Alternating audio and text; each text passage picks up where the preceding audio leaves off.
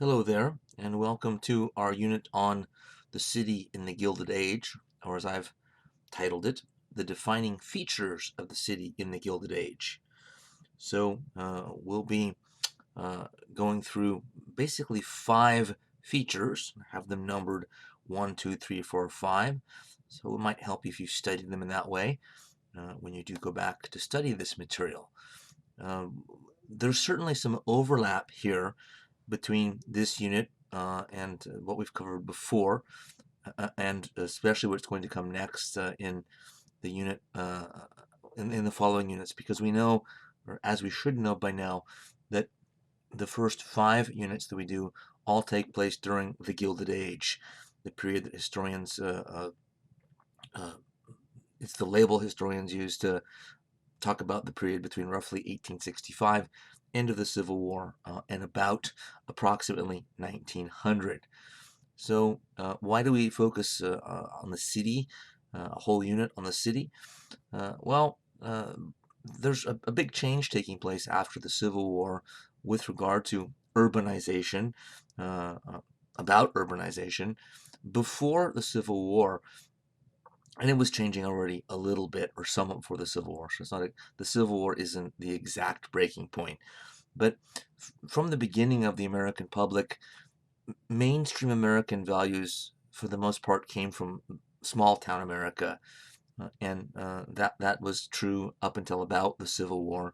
From the Civil War on, mainly because of industrialization, the Industrial Revolution, which America goes through, that revolution sees America become a world power militarily, economically, politically, and we have been ever since. But industrialization does usually cause urbanization, not just in the sense of urban growth, the cities grow larger, we'll see that's happening too in this period in the Gilded Age, but also that cities become sort of the defining feature. The value system comes from urban life.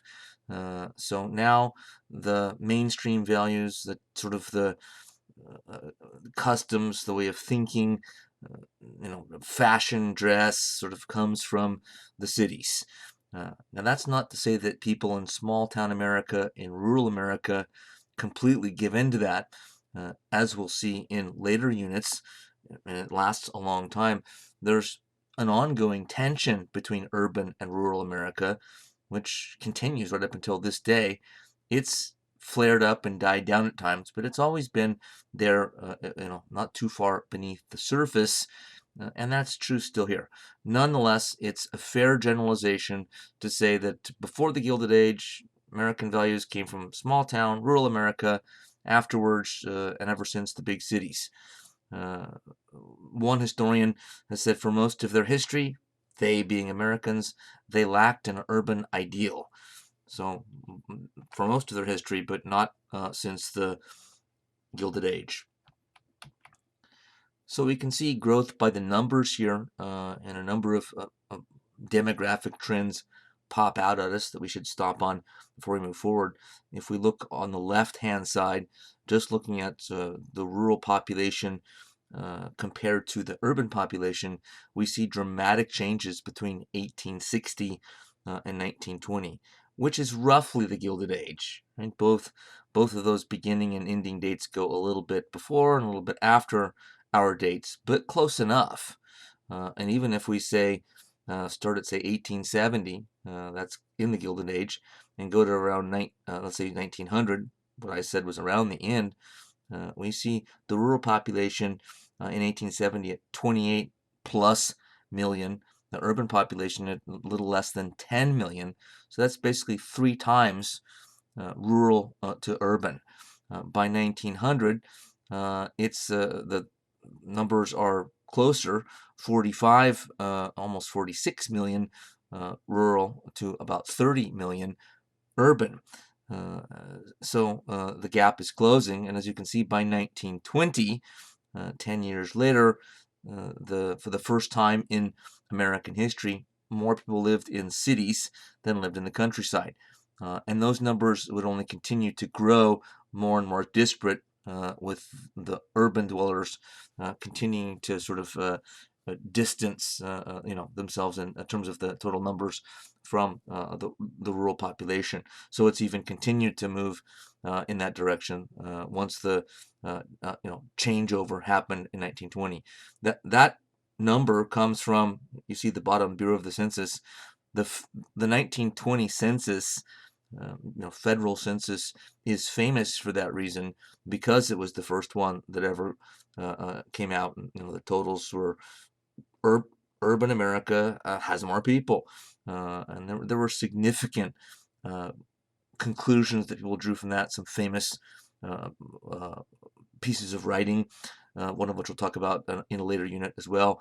So, but this is a big turnaround, and so yes, part of the fact that we're sort of saying America is becoming more urban centered, urban based. The values are coming, from the cities. The rest of the country takes its cue from the cities.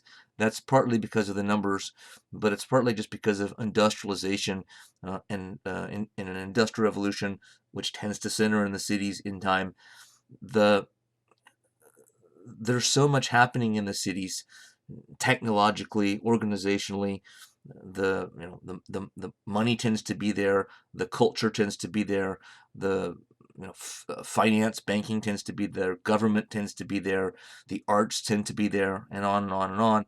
So as cities get bigger and more complex, as happens in an industrial process, it's almost inevitable, whatever the population size that this is happening. Because already in 1870, let's just take that, you can look at the rest of the statistics in between on your own, but even when in 1870, when the rural population was still way ahead of the urban, it's still fair to say that already by that time America was or was rapidly becoming urban centered, and the value system was primarily urban, at least the mainstream values, and people in rural areas were either having to, or feeling like they had to emulate and sort of, grasp onto those values or reject them.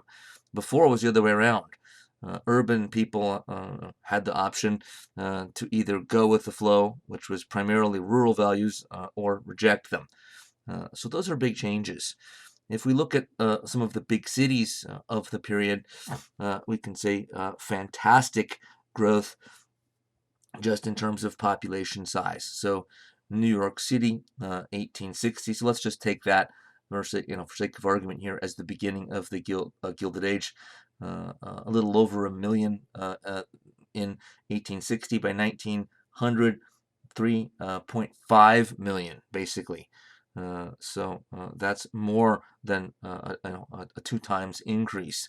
Philadelphia, you can see Boston, Baltimore, Cincinnati, St. Louis, Chicago, all similarly, except that Chicago's takeoff is right through the roof. 100,000 people in 1860, and 40 years later, there's over 1.5 million. Chicago, remember, from our unit on the west, was a boom town that didn't go bust. The defining feature of boom towns is they kind of rise and fall, rise out of nowhere, and then collapse. Well, Chicago, as you can see here, kind of rose out of nowhere, but it sure didn't collapse. And we'll have some occasion to talk about some of the reasons why in this unit a little bit, maybe more in others. The White City at the Columbian Exposition, 1893. The Columbian Exposition, happening in that year, was really the World's Fair. And the White City was in Chicago. You can see a painting of the White City there. In the painting, the White City wasn't a real city. It was the fair part of the fairgrounds, or the exposition grounds. Means the same thing, basically. And Daniel Burnham, Chicago-based architect, designed and built this beautiful set of buildings, magnificent to look at, all in white, uh, on the fairgrounds. I don't know how much money it cost, but it was a lot. But they didn't do anything. They were just basically empty facades. They were there for looks and for show, and to impress. So people that came to the exposition had something beautiful to look at. So just like we talked about the Gilded Age and the word gilded, gold-plated, as a symbol for metaphor for the Gilded Age, for the time period itself, right? Looks good on the surface, not as glittering and valuable underneath. We could say the same thing about the White City. It makes a good metaphor as well. The exposition was impressive. World's fairs, the city or country that hosts them, design them to be impressive. It's kind of like that country's chance to show off. 1,000,000 people attended on the very first day. President Cleveland, Grover Cleveland, not one of our more famous presidents, but trust me, he was the president, twice actually, at different times. More on that later. Thomas Edison displayed his phonograph. Bell telephone allowed people to communicate long distance for fun. George Ferris's giant wheel drew huge excitement. I find that one funny because the Ferris wheel, when I was growing up and even now, is like the most boring ride at amusement parks. It really. I mean, I always go on it, or usually go on it, but it's fun to kind of look around. You're way up, high in the air. But compared to other rides, it doesn't do that much. But they didn't have roller coasters and crazy things that spin you around in multiple directions at one time. So this was something to really be excited about. It's a good example, by the way, also of something that will come up a lot in this class. I talked in the introductory lecture at length about presentism, and this is sort of a category of presentism, a simple type of presentism that can cause problems, but it's an easy one to see. That's why I like to point it out. We have a tendency to look back at things that people marveled at 100 years ago or 500 years ago, 1,000 years ago, and think, oh, but that's kind of cute. How quaint of them to get excited about a Ferris wheel. But we have to try to put ourselves in their shoes and realize they didn't have technology that went beyond a Ferris wheel, at least for amusement rides at a park, and other such things. The steamboat, which we'll talk about later on as well in another unit. We look at a steamboat today and it looks quaint, but that was impressive from the perspective of the time. They would look at a steamboat, at least if you'd never seen one before, never heard of one before, it would be like looking at a nuclear submarine to us today. Like, wow, that's impressive. So we can get caught up in a presentism that kind of dismisses things in the past because we're not realizing that for the time, for the people living in that time, that advance, that innovation, that piece of technology would be impressive. Another way in which the Columbian Exposition in the White City is sort of a microcosm of larger Gilded Age society is that in the middle of the fair, the whole U.S. financial system collapsed and ushered in the biggest depression the country had ever seen. So this was the biggest depression in U.S. history at the time. Of course, we're going to get to the Great Depression of the 1930s, and now that's the greatest depression of all time, but that hadn't happened yet. So this is the biggest depression. It was so severe that it caused problems at the fair. A lot of the workers walked off their jobs, went on strike, and there's a really good book called The Devil in the White City by Eric Larson, who does write really good history. It's also about a serial killer, true story. It's about Daniel Burnham, the architect I just mentioned, designed these buildings, and a serial killer who didn't know each other, but they happened to be living in Chicago during the exposition at the same time, both doing their jobs at the same time. It's a page turner. I would get that book, and you'll learn a lot about the Gilded Age in it. Professor Rourke does talk about the exposition and says, quote, "The White City, as the fairground became known, seemed light years away from Chicago, with its stockyards, slums, and bustling terminals. The transformation of a swampy wasteland into a pristine paradise of lagoons, fountains, wooded islands, gardens, and imposing buildings. In the end, the White City remained what it always had been, a dreamscape. Buildings that looked like marble were actually constructed of staff, a plaster substance that began to crumble even before fire destroyed the fairgrounds later on. Perhaps more enduring than the White City itself was what it represented, the emergent industrial might of the United States, at home and abroad, with its inventions, manufactured goods, and growing consumer culture. And that last part is getting to what I was saying moments ago, that countries show off at fairs, at least World's Fairs. So yes, they're there to entertain people and make money and all that, and they have rides and things to eat, and but the main purpose of a World's Fair by the country that hosts it is to show off what it can do, usually technologically. And in a sense, it's sort of intimidating in a nice way. It's kind of a soft form of intimidation. You could think of it as kind of soft imperialism, and even at home. You don't have to even do this kind of imperialism, soft or hard, abroad. You can do it right here. People come to you because people come from all over the world, and you're showing off. Like, do you have one of these? Do you have this technology? Oh, you don't? You might want to watch out. You might want to be nice to us because this shows how economically, technologically, and possibly militarily advanced we are or will become. So feature number one, right, the important features of the Gilded Age City, the new immigration, as it's known. What was new about it? Because immigrants have been coming to this country from the first English colonies. There were Dutch colonists, Irish, Scotch-Irish, German, going all the way back to the 18th century. So immigration wasn't new. What's new is the demographic pattern as to where most of the immigrants are coming from, which you can see on the graph there on the left, and in the quotes here from a good recent book dealing with the whole span of U.S. history.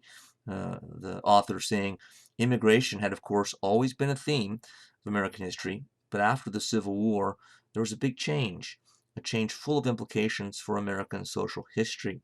For one thing, the numbers of immigrants increased massively. Between 1880 and 1920, it is estimated that 20 million immigrants came to America.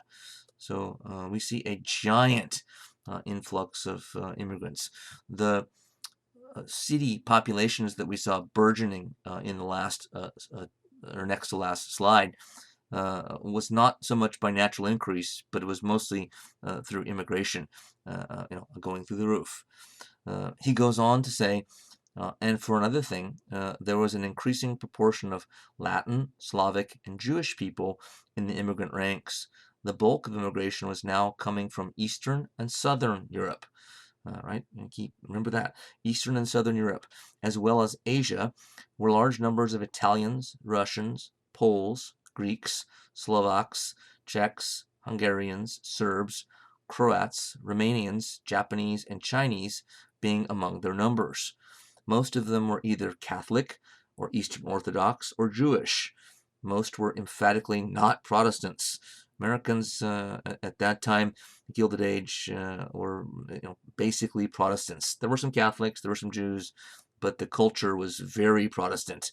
So you can see where this is going. A lot of American Protestants already living here as citizens are not going to be wild about these people that are very different from them coming in. Their numbers were unprecedented, which caused even more fear, as we'll see. Their religions were different, their languages were different, their customs were different, their political experiences were radically different.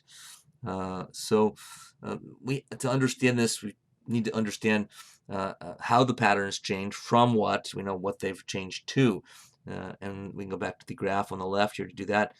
So in 1870, and this had been true all for all of American history before 1870, we see way more immigrants coming from northwestern Europe, Great Britain, Scandinavian countries, the Netherlands, Ireland, etc., than coming from Central, Eastern, and Southern Europe. But those numbers start to change. By 1880, the Central Europeans, well, everything's kind of still down there. By 1890, the Central Europeans, sorry, have kind of started to come close to catching up. And by 1900, right around the end of the Gilded Age, now from that point forward, uh, Western and Northern Europeans are coming in. They're still coming in large numbers because it's huge immigration totals, period. But by 1900, as you can see, end of the Gilded Age, all three of the other regional areas, Central Europe, Eastern Europe, and Southern Europe, are sending more immigrants than the traditional places in Northern and Western, and that continues to grow, as you can see, even in the years after that decade, the decades following. Ellis Island, you've heard of this. Hopefully you've already, more about it than you learned on this slide already, experts on the subject. But this became kind of the clearinghouse, the point of entry for most immigrants to the United States, at least from 1892 on. It was built there. Uh, there were other places. I'm not going to read that particular quote, but on the West Coast, you came through Angel Island in San Francisco. If you came from the Caribbean islands, you went to Galveston, Texas, and the Gulf Coast. Those are the other two clearinghouses. But way more people came through Ellis Island, coming across the Atlantic. In 1907, for instance, 1 million immigrants went through Ellis Island, approximately 5,000 a day. And by 1907, you see, or you can go back to the chart a moment ago and see most of those then are coming from Eastern Europe, Southern Europe, Italians, Poles, Hungarians, Russian Jews, etc.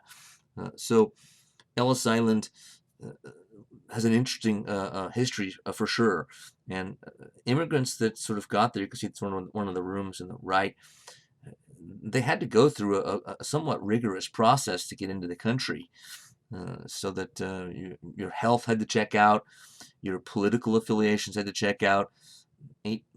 By the Gilded Age, and there was enough, political radicalism in Europe, particularly, that American officials, the U.S. government, was not wild about letting socialists and anarchists into the country, though some of them end up coming anyway. You can't sort of always filter people out. But because there was a fairly rigorous process, it could be somewhat dehumanizing. People kind of herded through here like cattle, and they could be kind of treated like a number. Nonetheless, for the time period, given the technology or lack thereof, it was a fairly efficient and effective way, a funnel to get people into the country. Once immigrants got through Ellis Island, right, into New York City, not all of them, of course, stayed in New York City, though large chunks of them did, but immigrants fanned out across the country. Most of them ended up settling in a urban area, whether it's New York City, Boston, as far away as Chicago, but some ended up being going far out into rural areas. For instance, the Midwest and places like Wisconsin had lots of people from Scandinavia that settled there. So it's not just the cities, but primarily. And in all the big cities, from New York to San Francisco and everywhere in between, where immigrants ended up, putting down roots, they kind of went through,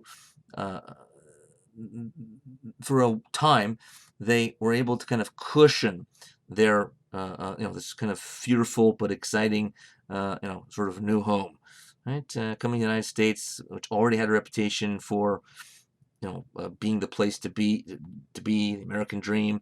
I can get ahead there. We can do better economically as a family than we would have in Italy had we not left, etc. You're excited, but you're scared because it's still a brand new place, and you don't know if you're going to fit in and how well you're going to do. whether you're going to get a job or be able to make a better life for yourself and your family or not. But there was a cushion in that ethnic neighborhoods sprung up that were mostly people from your country or your region of the world live. These little enclaves. We still have these, of course, today in San Francisco, here in California, right? It's Chinatown.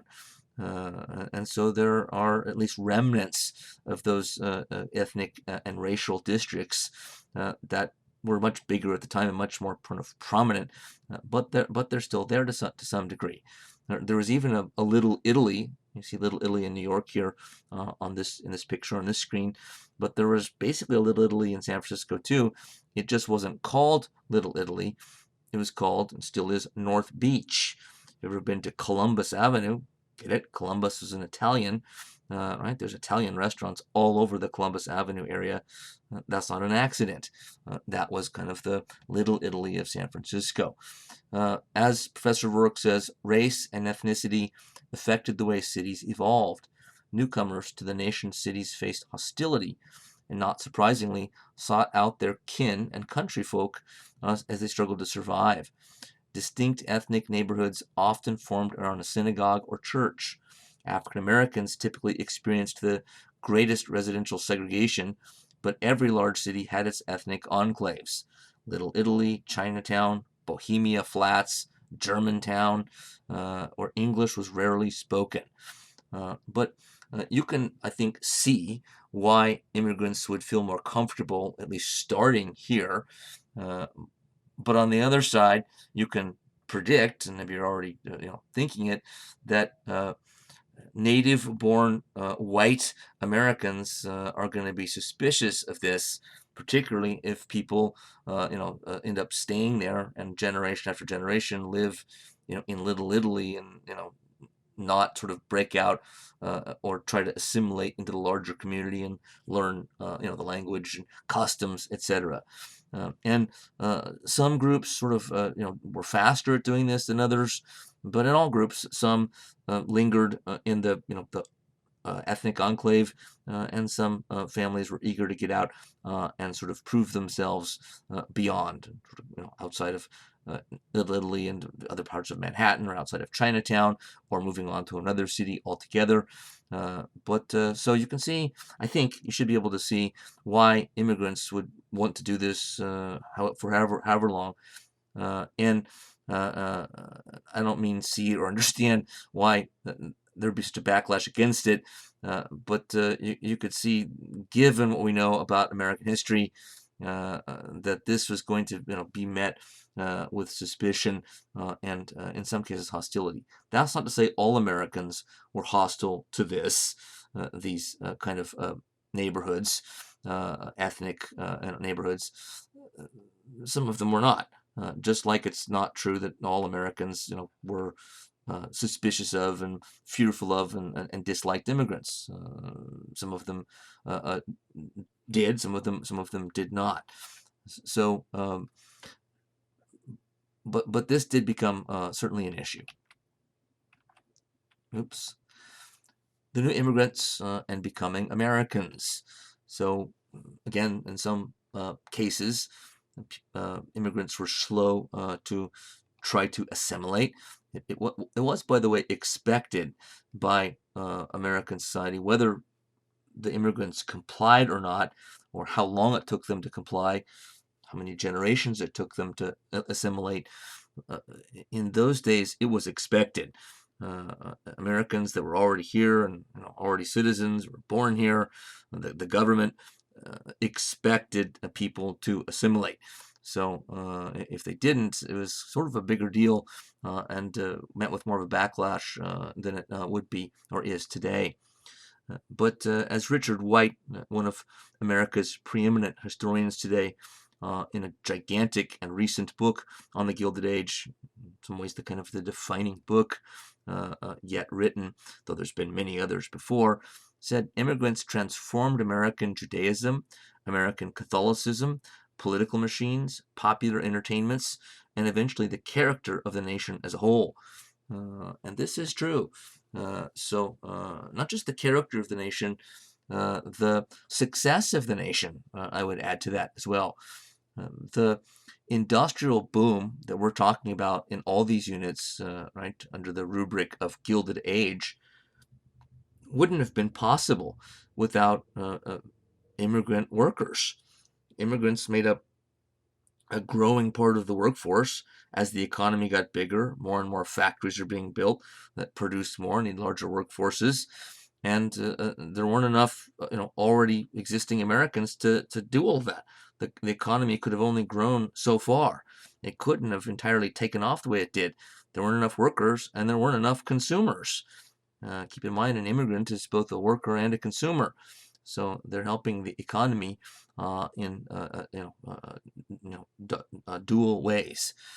Now, I'm not saying that immigration today is exactly the same as it was then in terms of how it affects the economy, but there's still some. I mean, it's of course a divisive issue still today as well. That part hasn't changed, but the character of the degree to which the economy was influenced is not quite the same.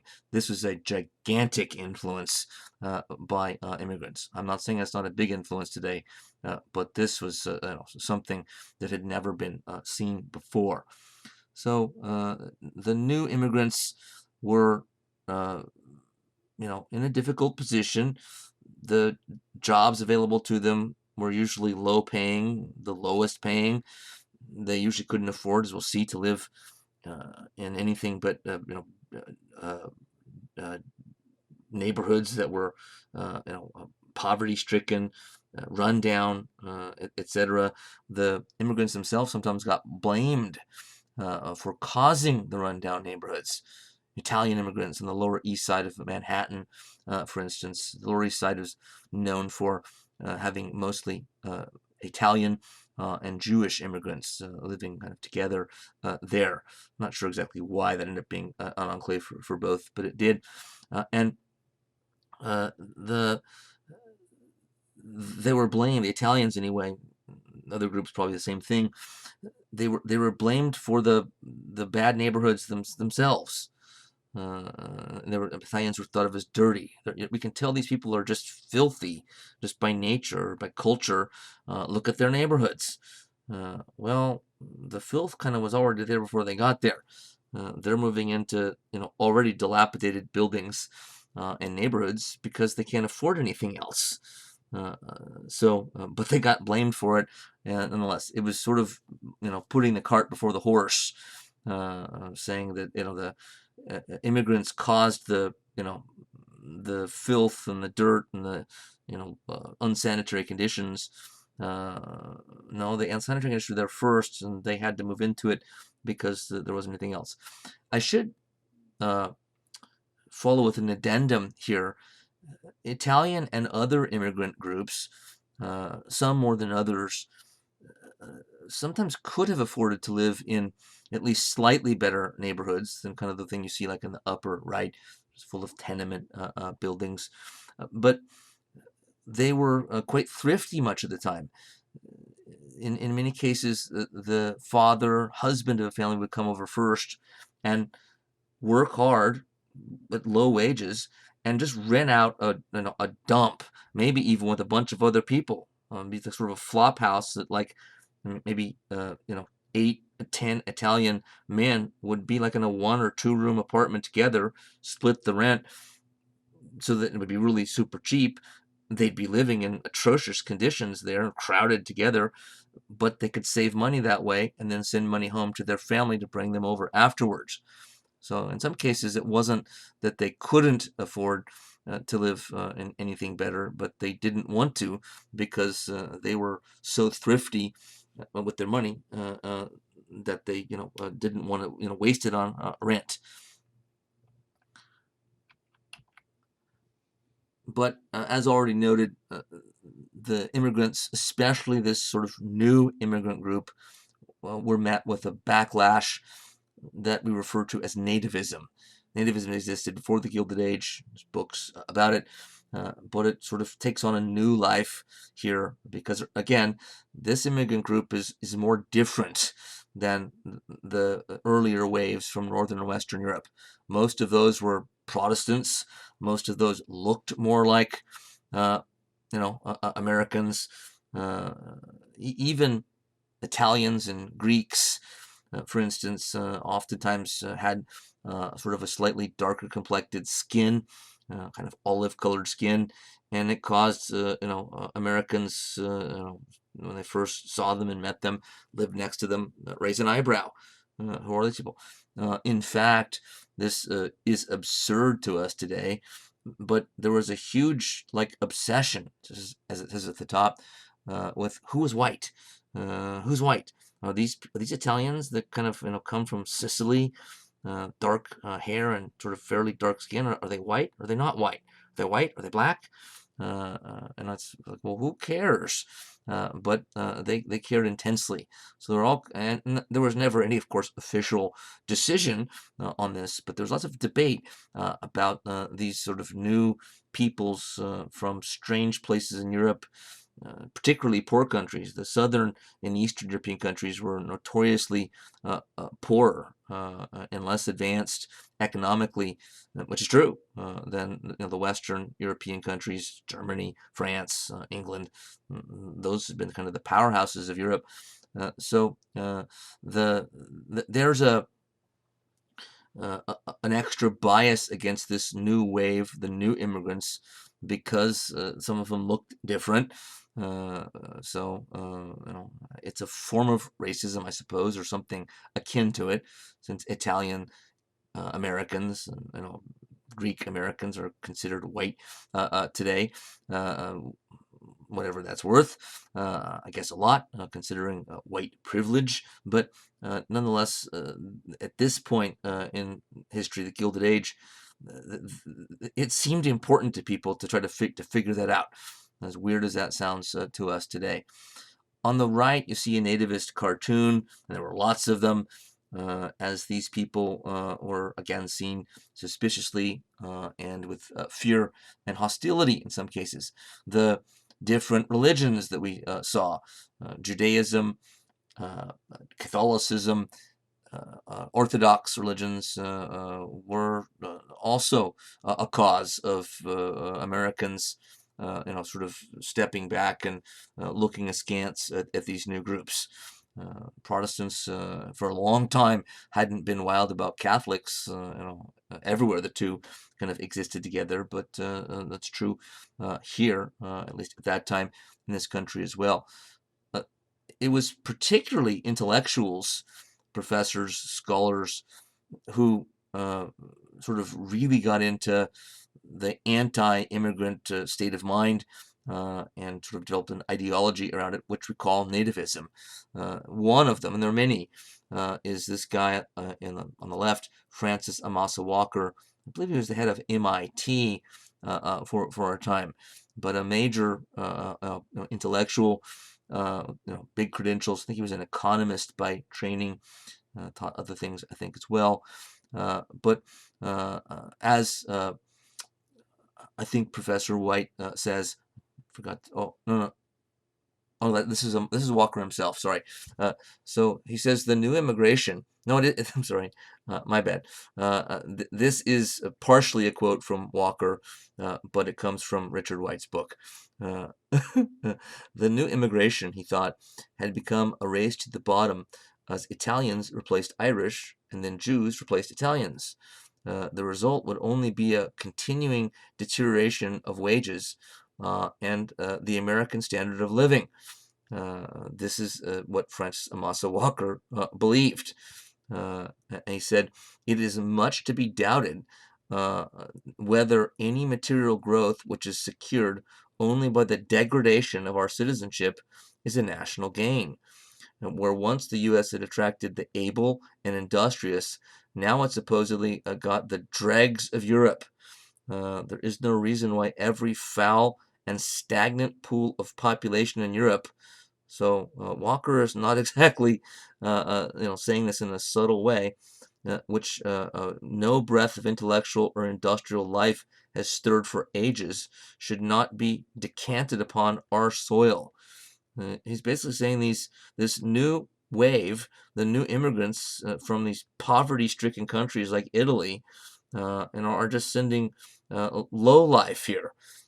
So there's real arrogance, real ethnocentrism, to be sure. Walker, right, is an Anglo name, so I don't know what his ancestry was, but he might have been descended from British, and his family was probably here for a long, long time.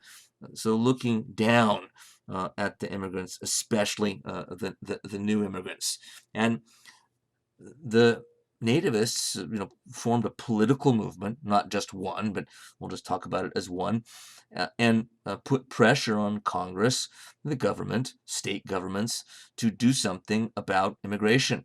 So nativists wanted laws, legislation passed that restricted immigration, that kicked people out of the country, deported them, just tried to either get force immigrants to leave, or keep them from coming, and they were successful to some degree. In the 1880s came the Chinese Exclusion Act, mentioned in our lecture on the West. But that's a good example of one of these sort of new immigrant groups. The Chinese were mostly on the West Coast, as we know, but they were effectively eliminated from immigrating, for a long time thereafter. So the nativists had enough pull. There were enough of them to pressure politicians into putting through that kind of legislation. It wasn't just the Chinese Exclusion Act. That's probably the most famous one of the period. Feature number 2, the social geography of the city. Rich and poor, citizen and immigrant, white and non-white. So cities are interesting in the sense that there are so many people living so close together, and sometimes with very different lifestyles, only like blocks apart from each other, because there's so many, sort of jammed together in one place. Wilfred Maclay in Land of Hope says, the large segmented city came into being, a large and sprawling entity with an inner core of poverty surrounded by rings of affluence. This is actually, of course, true today. These weren't quite suburbs yet, the surrounding rings of affluence, but they were kind of like suburbs or small suburbs. Today we have much more of these things, and they're much bigger, but this is already true. What wasn't quite the same is that inner cities were still pretty vibrant at this time, and there was still plenty of money and tax base there. In after World War II, the what's called white flight out of the cities into the suburbs causes much more problems in the inner cities after people move to the suburbs, usually white people.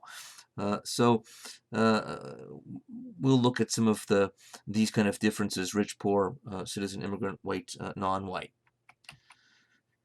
African Americans in the city. The Great Migration, as it's sometimes called, of African Americans, the exodus from the South to northern cities, mostly to cities like Chicago, Detroit, Philadelphia, happened usually right after the Gilded Age, usually in the 1920s in that area. But it was already happening to some degree here. The beginnings, you could say, of the Great Migration were already underway. And one writer said, a journalist said, an African-American newspaper writer said, to die from the bite of frost, he means in a northern city like Chicago, is far more glorious than at the hands of a mob, like in the South, proclaimed the Defender, Chicago's largest African-American newspaper. In the 1890s, many blacks moved north, settling for the most part in the growing cities. Racism relegated them to poor jobs and substandard living, as you can see in the upper right, living conditions. But by 1900, New York, Philadelphia, Chicago had the largest black communities in the nation. The Great Exodus was underway. and African Americans moved north from the south because there was increased opportunity. There were more jobs in the industrial economy, factory system. So you could say it was a step up, and in many ways it was. Some African Americans started to move into the middle classes and in the cities. But either way, whether they stayed in the working class and stayed in the kind of neighborhoods in the upper right, or moved into the middle class, they still faced racism and still faced segregation in many ways. Not quite the same strictly legally enforced segregation that existed in the South and would continue for a number of decades, but kind of a more informal segregation, but one that had its hard edges as well. So it's really not accurate to say that racism was worse in the South than it was in the North. It was maybe just different, but not necessarily any better. But what was different is that there were growing opportunities in the North, and this is why there was a sort of a mass exodus from the South to northern cities. So where did the poor live? They lived in the tenement building. And there you see it right there. Laundry stretching all the way across. It's incredible. And these buildings, the one in the lower left, kind of sort of see better how the building kind of holds together, as a whole. But this is where the basically poorest of the poor live. A lot of these, again, the Lower East Side of Manhattan, but in many places, this is the type of building, kind of a standard building type, none too pretty. I'm quoting here now from H.W. Brands in a book called American Colossus, which is about the Gilded Age. Brands, also one of my favorite historians to read and to quote. He said, as the older part of the city grew more crowded, as its inventory of buildings aged, and as the well-to-do migrated uptown, the poor filled in behind them. Landlords converted single-family dwellings into apartments or boarding houses and filled garrets and basements and stables with renters besides. Factories and warehouses were likewise refitted. A brewery in the Five Points neighborhood in New York became home to hundreds of Irish immigrants and African Americans. He goes on to say, other buildings were constructed expressly for the new residents. Tenant houses, or tenements, we're seeing in the pictures here, were narrow and deep to fit the lots, and 3 to 6 stories tall. The couple dozen apartments in a tenement each typically consisted of 2 rooms, a parlor with a window, and a bedroom without a window. Designed for as many families as apartments, the tenements in practice usually held more, as the families themselves took in boarders, or the landlord simply rented floor space to individuals. So sometimes you might be living in an apartment in one of these crummy, run-down tenement buildings, and they were run down, and the plumbing was bad, little ventilation, outbreaks of disease all the time, unsanitary, unhealthy, you name it. But sometimes you'd be renting an apartment and just your family, and the landlord tells you another family's moving in. You'd save money on rent that way, but you wouldn't necessarily be wild about doing it, but you wouldn't have a choice unless you wanted to move somewhere else. But remember, I also mentioned that there were some people that did this sort of crowded together deliberately to save money, mainly to bring loved ones from their home country. Finally, Brands says the crowding in the tenements, the lack of ventilation, should be a K, and sanitation facilities, residents lined up to use outdoor privies and water pumps. So I said the plumbing was bad, but it usually was even outside. And the general poverty of the residents contributed to recurrent outbreaks of disease. So this was the place that immigrants, again, from places like Poland, Hungary, Czechoslovakia, Greece, lived, at least until they were able to, rise in the world, their children were, and moved out of the tenement buildings into nicer areas and other parts of New York and cities like tenement buildings existed in, of course, other cities as well. In this lecture, as you can already see, and going forward, I focus primarily on New York City, just as our example. We've seen stuff from Chicago too and other cities, but most of my examples are from New York City. Where do the rich live? Well, in New York City, a lot of them lived, at least most famously, in mansions on Fifth Avenue. If you've ever been to New York, this is on the Upper East Side, sort of near Central Park, at least that part of Central Park. And some of the mansions you can visit, historical sites, and some of them are incredible. Big money people that lived in these things. And the quote here, once again from Richard White's book, is in some ways hilarious, but it gives us a real, I think, feel for the upper crust, sort of rich, and even sort of the two different groups among them. He says, the excesses of the Gilded Age's newly minted millionaires were nowhere more visible than in the lifestyle of the Vanderbilts. Commodore Cornelius Vanderbilt, an uncouth ferryman who built the New York Central, ran a ferry boat, who built the New York Central Railroad, died in 1877, leaving his son $90 million, which would be way more in today's dollars. William Vanderbilt doubled that sum, and his two sons proceeded to spend lavishly on Fifth Avenue mansions. In 1883, Alva Vanderbilt launched herself into New York society by throwing a costume party so opulent that not even the old New York society, which turned up its nose at the nouveau riche, could resist an invitation. Dressed as a Venetian princess, the hostess greeted her 1,200 guests, but her sister-in-law, Alice Vanderbilt, stole the show by appearing as that miraculous new invention, the electric light, resplendent in a white satin evening dress studded with diamonds.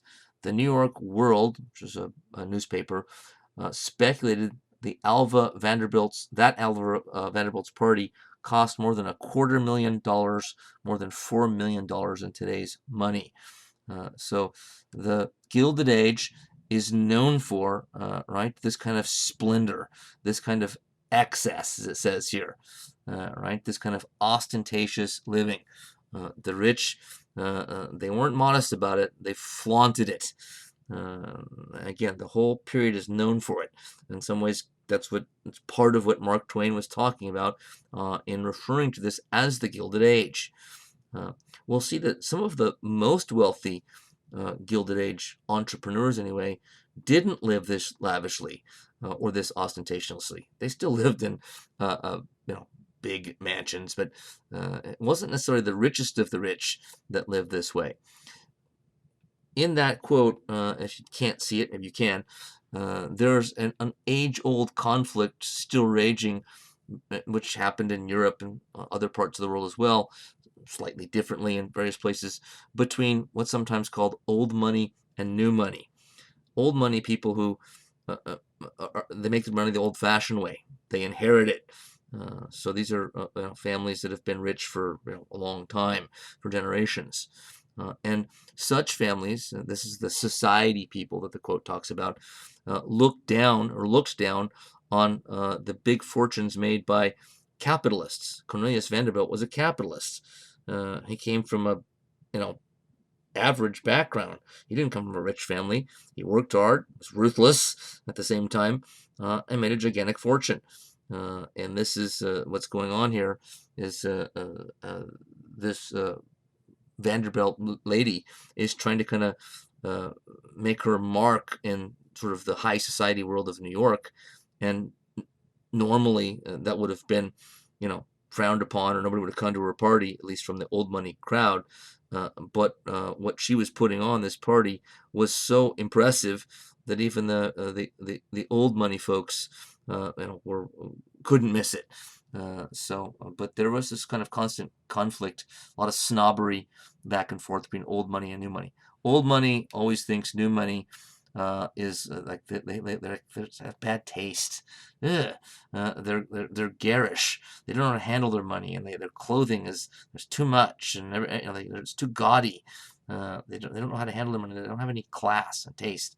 And of course, the new money folks always think the old money people are worthless. So it's like, wait a minute, you didn't do anything. You just happened to be born into the right family. I earned it. I used my wits and my ability and my ambition and to make something of myself, and you just inherited it. So this is again an age-old conflict. But you can see, I think, just from these pictures, they're not as clear as I'd like them to be from on the left, but that in terms of lifestyle, the immigrants in tenement buildings were living quite a bit differently than these folks, and vice versa. In 1890, a blockbuster book was published by a guy named Jacob RIIS, Danish immigrant, become a journalist and writer, called How the Other Half Lives. He had been an immigrant who was down on his luck when he first got here as a young man to New York City from Denmark. He'd spent time being homeless, living under stairs and in the middle, and raining outside. And I mean, he really was down and out for a time. But he had talent, ability, and drive, and was able to get a job at a newspaper, and eventually became a journalist, writer, and this is his most famous piece of work. He had a camera and went around to downtrodden or tough neighborhoods, rundown neighborhoods in New York City, which he knew all too well from his own firsthand experience, which have very rich names to this day. Bandit's Roost in New York City, Hell's Kitchen in New York City. Those names, actually meant something. But so he snapped photos that ended up in the book, like the one on the left. This one's pretty famous, but there are many others as well. And he wrote about each one of these neighborhoods and tried to give a detailed picture of how difficult life was for the urban poor in the slum neighborhoods. He said, H.W. Brands, the historian that I've already quoted from, says in his book, "Wealth looked and hurried by." RIIS proposed to make it stop and look. Wealth looked and hurried by. RIIS proposed to make it stop and look. What does that mean? I took a drink of my coffee, so I gave you time to think.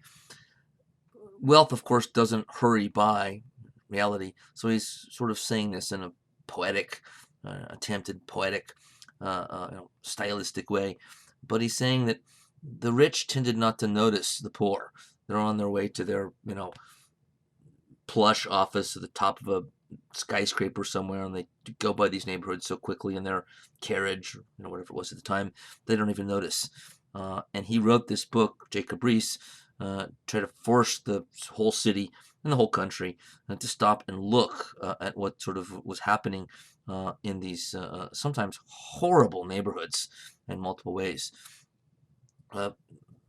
Brands goes on to point out that he portrayed the tenements and their dwellers as the sources rather than the victims of problems, the seedbed of epidemics, the nurseries of pauperism and crime, around 500,000 beggars to prey upon our charities, his exact words, and a standing army of 10,000 tramps, which means homeless people.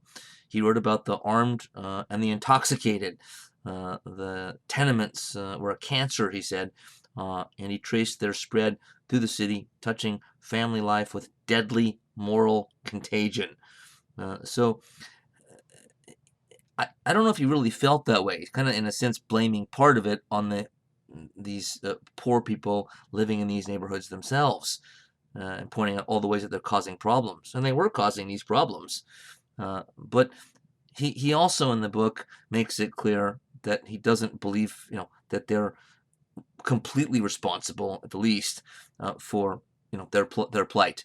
And he might have been saying it that way as kind of a rhetorical strategy to not turn the rich off by making it sound like he's blaming the poor, or saying, hey, look, if you rich guys don't care, okay, fair enough, but this is affecting you negatively. It's always an effective strategy to appeal to somebody's self-interest and let them know what they get out of it. So, what do you get out of it if you donate money or whatever it was, to help improve the lives of these people and clean up these neighborhoods? Well, crime will go down, right? There won't be as many homeless people begging, for money every time you walk by. It was probably partly strategic, but he may have actually believed it as well. Brands saying he wrote that it was, quote, the surroundings that make the difference: housing, sanitation, dress, and food, as well as education and child rearing, all counted as surroundings. RIIS described and pictured them in vivid detail. And this book became a smash hit and made RIIS famous and a person of note. Right around this time, just after the book was published, the new police commissioner came by RIIS's office at the newspaper that he worked at, and RIIS was out, and the guy left his calling card and said, I'd like to talk to you. I read your book with utter fascination, and I'd like to talk to you sometime. So the police commissioner came by and left a note for him, and that police commissioner was a young Theodore Roosevelt, an up-and-coming politician. We should know he was up and coming since he became president of the United States eventually. But he came from a rich family in New York, but he was a reformer. This era started the process of some political leaders, some citizens seeing a need for reform, cleaning up neighborhoods like this, for instance, and at least there was a start to putting them in play. Roosevelt was only police commissioner for a fairly short time, as he got a job at the federal level as Assistant Secretary of the Navy, which he couldn't pass up, but he did at least a stint, 2 years, as commissioner. One of the police commissioners actually was a commission of 4 at the time, but he was the president of it, so he was more or less the police commissioner. But he and RIIS became friends, and RIIS, the reason he wanted to see him is that after he read this book, Roosevelt that is, he realized that RIIS knew the city really well, and RIIS kind of became the guy that filled in Roosevelt about these poor neighborhoods, what they were like, where they were, took him around to see them, and so they became friends and in a sense partners in trying to reform the city. We have another slide that comes back to this later on. Feature number 3: technological and organizational complexity and city life. This is the same building once while it's being built, and once after it's completed, the famous Flatiron Building, the picture on the right, snapped in 1903. I don't know how much earlier on the left it was being built there, but it's again right around the end of our Gilded Age period here. But the kind of Manhattan's a great example of this. But the other cities, of course, are going vertical as well. Manhattan kind of had to. Manhattan's an island, basically. And it's almost not an island at the northern sort of end of it. It's kind of, cut off. There's a little channel of water. It's almost really a peninsula. But it's a peninsula or an island, which means there's not a lot of places to go out. I mean, unless you want to cross a river, and people do now with bridges and underground tunnels, subways. But as Manhattan grew as a big part of the economy of the country, Wall Street, more workers crowding in, there wasn't enough room, so they just started to move up, build up. But they couldn't have built up without some of the technological and organizational innovations at the time. Maybe the most important one is structural steel. Before structural steel, it wasn't, I think, realistic to think of building a sound building that went more than like 5, 6 stories up in the air. But with structural steel, there were basically few limits to putting these things up way up there, which we're used to, of course, today. So structural steel, without that, you wouldn't have skyscrapers, as we start to see here. Also, I should mention there's some other things too. Elevators. Otis Elevator, um, the main company, made this more viable as well. Of course, you could, and these things always had stairwells too, but you could just sort of have people walk up and down stairs, but it's not very convenient. And people are lazy. I mean, all of us are lazy. Human beings, I don't mean that in a bad way either. I just mean that, when we can, right, we want to sort of exert less energy, especially for something like just getting to work. So I don't want to walk up, 23 flights of stairs to get to my job. So it's there's more incentive to make these things work if there's an easier way to get up and down from top to bottom and bottom to top, going up and down stairs. Another huge technological advance and changing the entire complexion of the city and the entire way of life, eventually, throughout America, not just in the big cities, but was electrification. The electric light bulb, Thomas Edison, but then electrical systems, power stations that allow generators, to sort of light up entire neighborhoods, entire sections of cities, kind of through a centralized location and process. Brands tells us that electricity gradually supplanted steam power, improving the workplace by allowing greater energy flexibility. So what does that mean? Well, first of all, you could have your store or factory, if you wanted to, open all day and night now. And we do start to see that eventually. Some factories, maybe not all year round, all the time, but they're going nonstop. Right? You've heard of the graveyard shift. Some of you may have even worked a graveyard shift somewhere. But that's kind of where the graveyard shift was born. They didn't do graveyard shifts by candlelight in a factory with expensive machinery. Somebody knocks over a candle or a lamp and the whole factory, catches on fire. So now there's, the sky's the limit as far as how much you can produce, because you can have your plant producing all night long. But electricity also allowed for a more flexible use of tools and things like that. You could they're more portable and more mobile. You could build smaller ones, etc. So electricity really was a revolution across the board. And of course, made the streets safer at night for various reasons, and so helped even social life or home life, as you can kind of see in the picture, nice looking nights and lights in New York City there. So in all kinds of ways, this improved the standard of living and lifestyle for New Yorkers and other urban dwellers.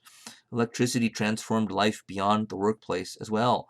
Edison's electric bulbs, energized by Westinghouse's dynamos, displaced Rockefeller's kerosene from the lampstands of America.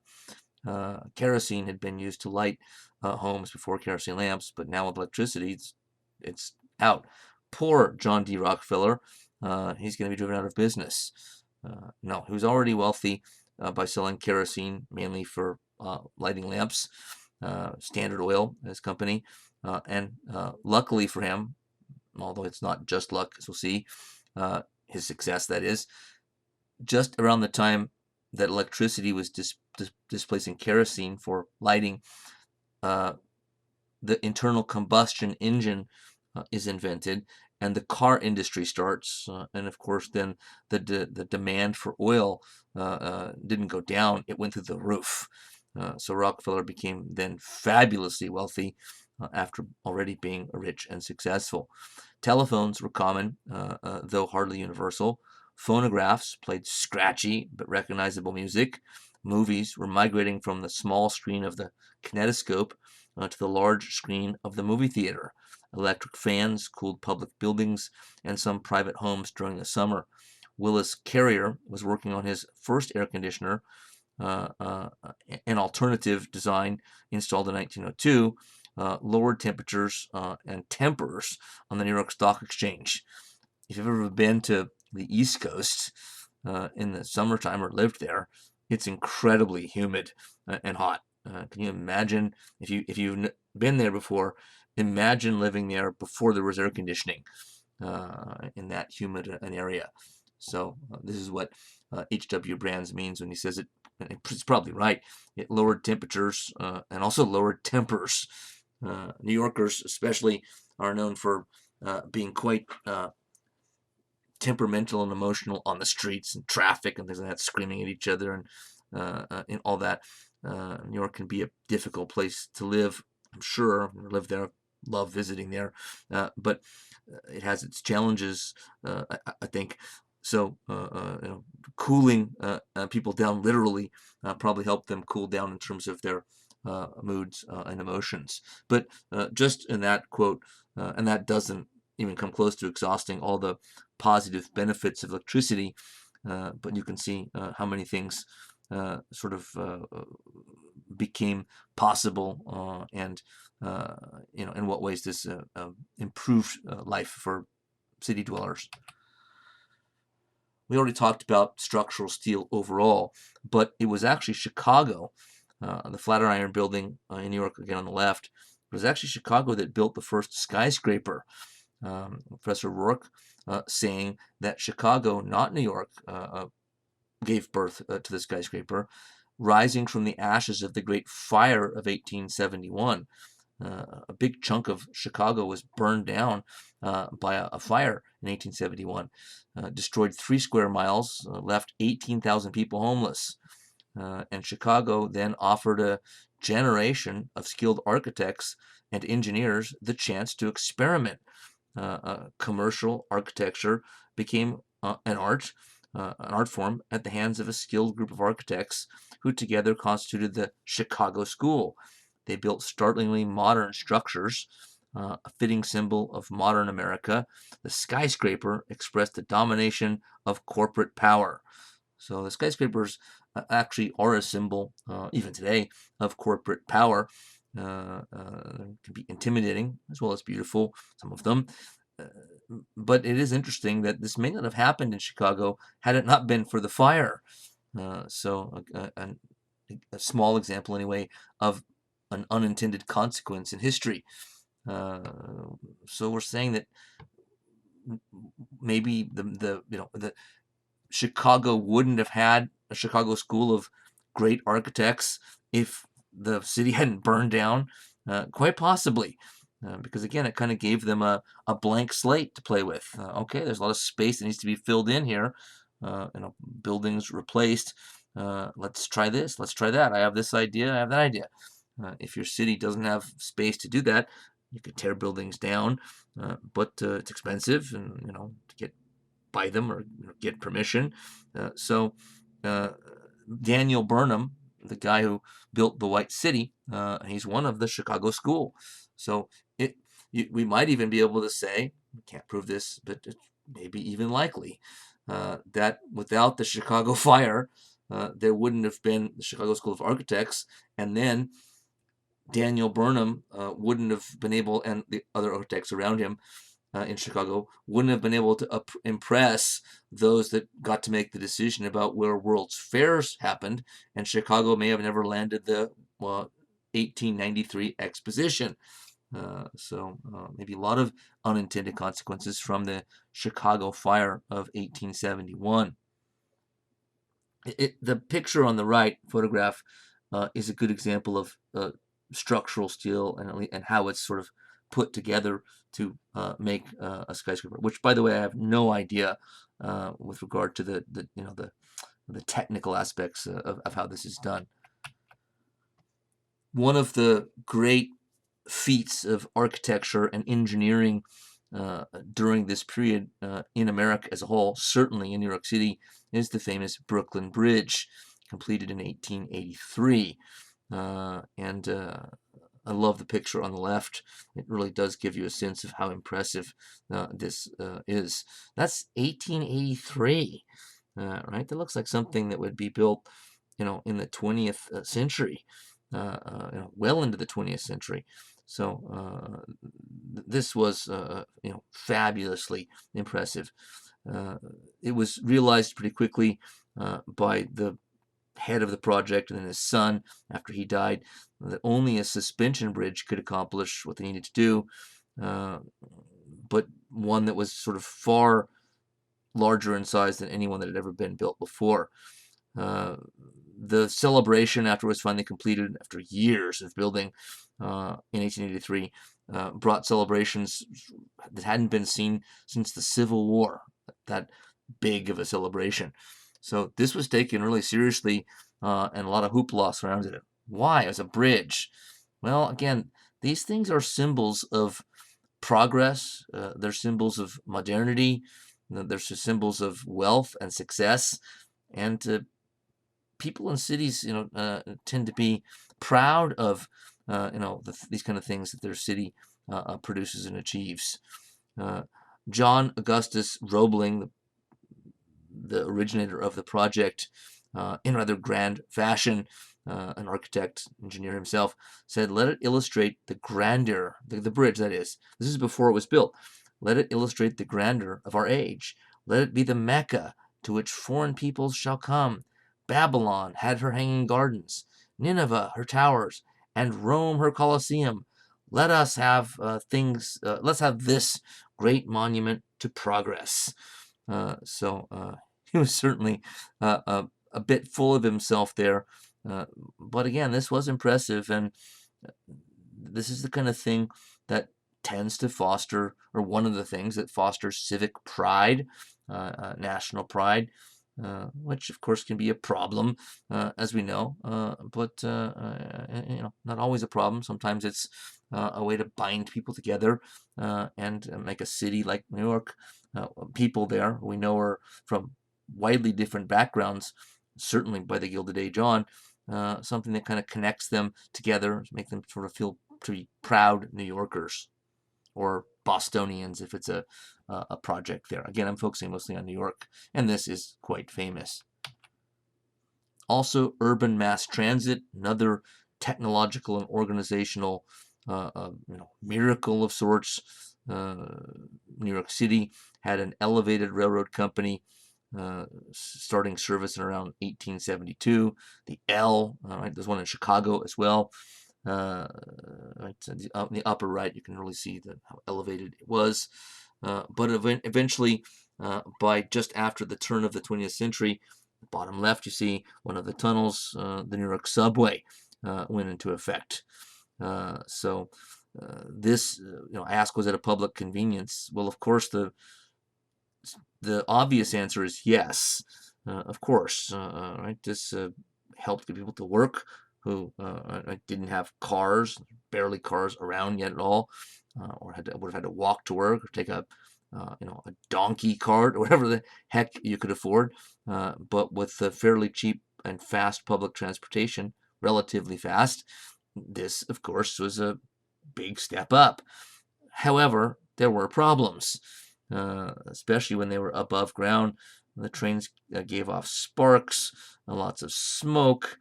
Sometimes the smoke ended up staining buildings, and that it went by day after day after day. So there were downside effects, but that's basically true of virtually everything.